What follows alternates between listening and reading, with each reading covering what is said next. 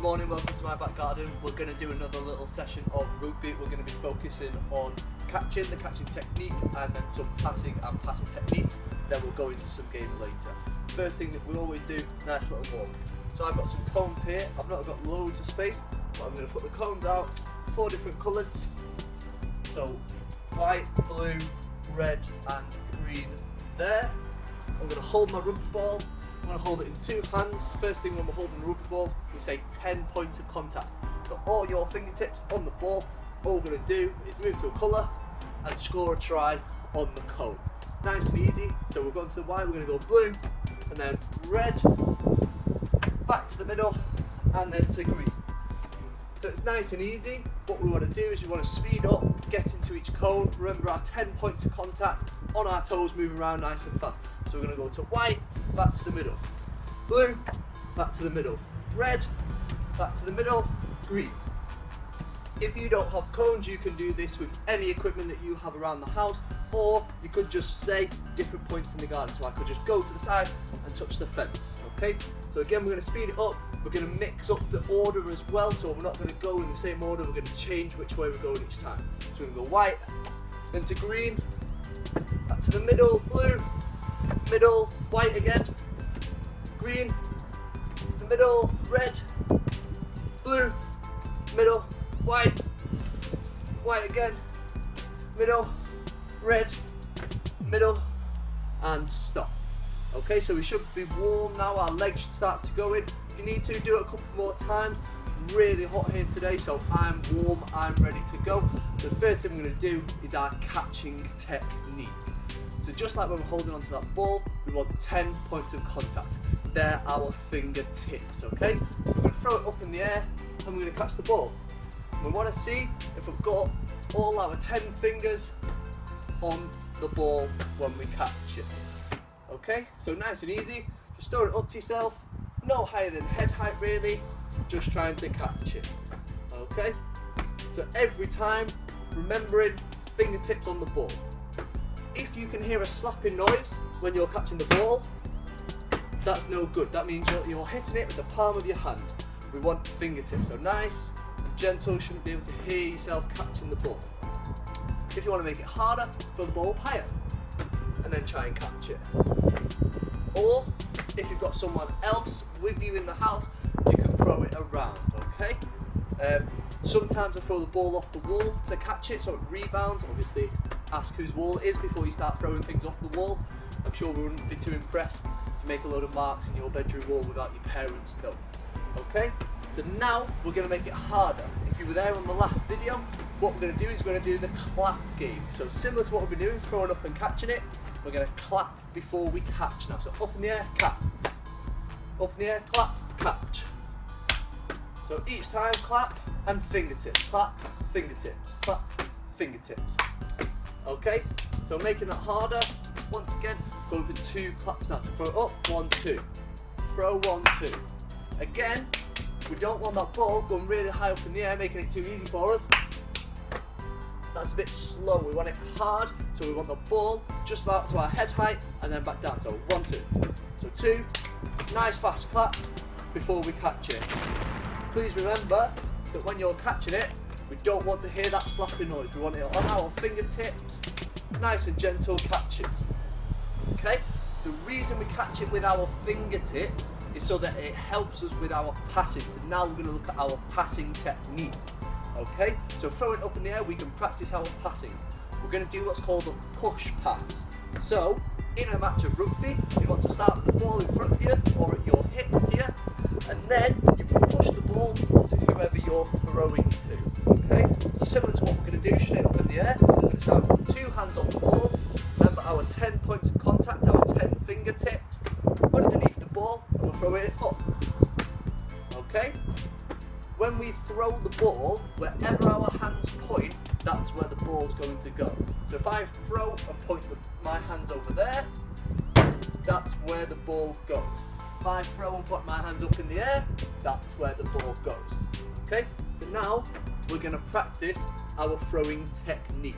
So just up in the air, we want to start it nice and low, 10 points of contact, throw it up, this time we are going a bit higher and we are following through and pointing with our hands. You know you've thrown that ball straight up in the air, and it comes back down and lands straight in your arms. So it should come back straight into your hands every time. If you throw it, you have to take a couple of steps to catch it. That's fine, but we're trying to practice our aim. So try to get it so it comes back into your hands without having to move. Okay, so we're going to try and have a competition with ourselves, see how many times in a row we can throw and catch that ball without having to move to catch it. Okay, so if I'm 1, 2, 3, and then there I've taken a step to have to catch it, so my maximum is 3 at the minute. What you can do now is you can practice against someone else in your house, or you can try and compete against yourself. So I'm going to go again, see if we can beat my score with 3. So up in the air.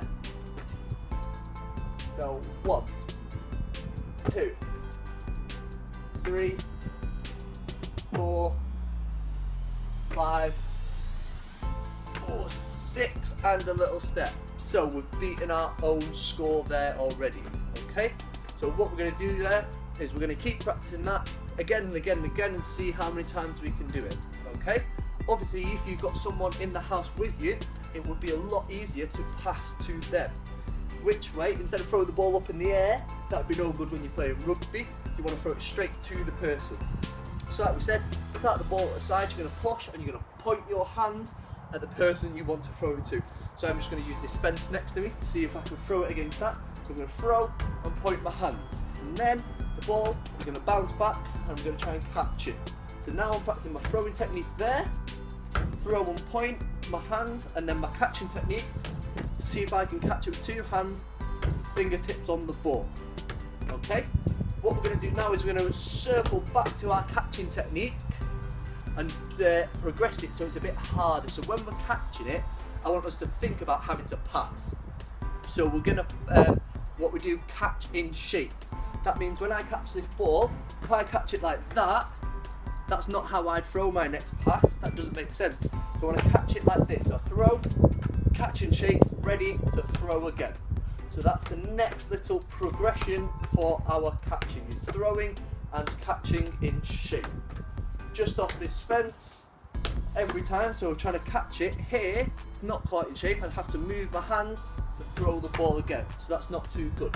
We want to be able to catch it and throw the ball straight away. That's our aim when we are catching. Okay? When you're passing it, you're always trying to target the same spot. So on my fence, I've got a spot that I can point at. If it's the person that I'm throwing to, they'd have their hands up in a little TV screen here. That's where you're aiming to catch it. Once you've done that a couple of times and you're happy with throwing it and catching it to each other, you're going to progress yourself again with the catching, and you're going to do it with 1 hand. Okay? So not always are you going to have 2 hands to be able to get to the ball. Sometimes it might not be a great pass, it might be behind you. Can you catch it with 1 hand? So the hardest way to catch a rugby ball is on top of it, like this. So you want to try and see if you can catch it with 1 hand on top there. It's really hard, so we're going to make it easier. We're going to start at the top, at this little point here. Can we catch this ball with 1 hand, time and time again? So this is really testing our grip strength, seeing if we can catch the rugby ball. We've got it under control. So my right hand's good, that's my hand I use to draw with, but can I do it with both hands? We're not always going to have everything go our way. There we go. My left hand is not as good as my right hand. So now I'm going to practice my left hand more, so it becomes just as good as my right, if not even better. And that's the same what we should be doing when we're throwing as well. We want to make sure that we're throwing and catching off both hands, getting used to practicing all around. Again, another drop of my left hand. That tells me I need to practice even more. Once we've practiced catching with 1 hand, we're going to practice offloading. So when you play rugby, when someone's trying to tackle you, so we're going to pretend this blue cone here is a tackler. As they come in to tackle me here, I'm going to protect myself with this arm.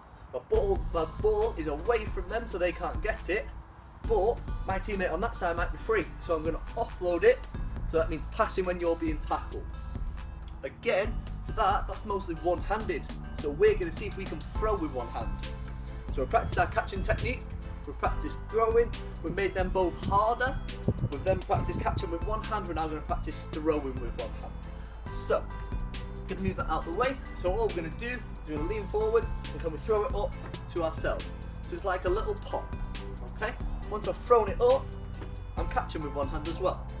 So I'm throwing and catching with one hand there, okay?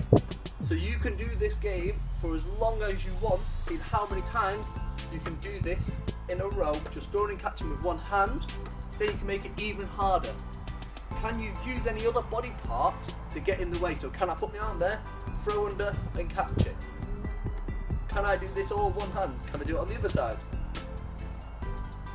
Can I do it where I'm not even looking, throw over my back and catch it?